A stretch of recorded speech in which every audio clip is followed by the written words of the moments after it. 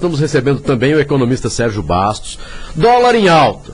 Como é que... esse dólar em alta fechou ontem a 3,13. Sérgio, como é que isso afeta a economia brasileira e aí a economia do dia a dia, né? A economia da dona de casa, a economia do trabalhador, de que maneira nós precisamos estar atentos para que não possamos também ter aquele problema, gastar mais do que nós temos. Bom dia, Sérgio, foi um prazer recebê-lo aqui. Bom dia, sempre uma satisfação estar com vocês aqui e dizer que o dólar, a taxa de câmbio, ela vem a ser o link, né? A ligação que o país tem com o mercado exterior, com os outros países. E aí, se ele está subindo, é porque, como aproveitando aqui a fala da deputada Tereza, justamente pelas incertezas que os outros países têm em relação ao futuro, ao presente, não futuro, ao presente do Brasil. Crise política, crise econômica, os ajustes necessários para melhorar a situação brasileira. Mas para nós, os cidadãos, consumidores, como que isso interfere? Veja só, por muitos anos, a taxa de câmbio, ela veio se mantendo num nível de R$2, R$1,90, R$1,80, R$1,70, chegou a R$1,55 em 2010, Sérgio. R$1,55. Hoje está o dobro. Imagina, então, o efeito que isso traz. Mas essa taxa de câmbio, ela vinha sendo baixa enquanto o governo federal tinha condições, ele conseguia segurar essa taxa lá embaixo, porque dessa maneira ele conseguia também, dentre outras coisas, segurar a inflação de preços. Como assim segurar a inflação de preços? Quando você tem uma produção local com determinado nível de preços e a produção alternativa, que é a importada, o produto que você compra lá fora, ele vem por um preço mais baixo, porque a taxa de câmbio está baixa, então você consegue segurar preços. Então, basta ver o movimento de desmonte da indústria brasileira. Se nós observarmos, pelo menos eu sou um pouquinho antigo, viu, Marquinhos? Então, quando eu pegava um brinquedo, na minha época, e olhava, estava lá, feito nos Estados Unidos. Depois começou a chegar assim, feito no Japão. Agora é tudo feito na China. Você, pegando um segmento como esse, por exemplo, de brinquedos infantis, que sempre foi um segmento bastante dinâmico da economia brasileira, você observa que ele basicamente é um revendedor de produtos importados. Então, naquele momento, na década de 90 e 2000, em que a indústria deveria estar fortalecida, ela foi enfraquecida por uma taxa de câmbio desfavorável. E aí, no nosso dia a dia, isso acabou interferindo. Enquanto o câmbio estava baixo, estava bom. Nosso custo era mais baixo. Agora que o câmbio está alto, então gasolina sobe, já que tem seu preço em dólar. Mas havia setores, por exemplo, que reclamavam muito o dólar baixo. O setor, por exemplo, de commodities, o setor de exportação do Brasil reclamava, o dólar está muito baixo, precisa aumentar mais. Agora, para esse setor deve estar bom, né? Nós tivemos por exemplo, no setor de commodities, milho, soja, esses produtos, eles tiveram bons preços em anos passados, mas a partir de 2013 começou uma queda nos preços reais do produto no exterior.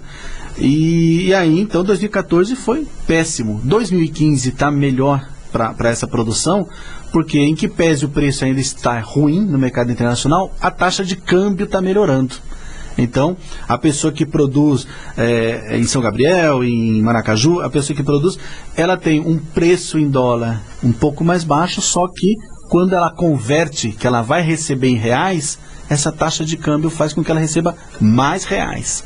Isso ajuda a fortalecer essa produção agrícola. Por isso que realmente o setor que tem se beneficiado com mais, se beneficiado mais agora, tem sido a agropecuária, que tem seu produto exportável. Agora, Sérgio Bastos, ouve-se muito falar a respeito do país. Olha, o país está quebrado, o país está indo de mal a pior, vai ser um ano bastante complicado, 2015, muitas empresas fechando, o valor do dólar disparando. Claro que nós já estamos verificando aí R$3,13 fechou ontem. Mas alguns economistas, olha, a hora que chegar abril, maio, a situação volta ao normal. O que é que realmente nós podemos esperar? Qual é o seu pensamento com relação a isso? Abril e maio começa realmente a melhorar o país ou nós teremos 2015 de muita, mas muita dificuldade mesmo?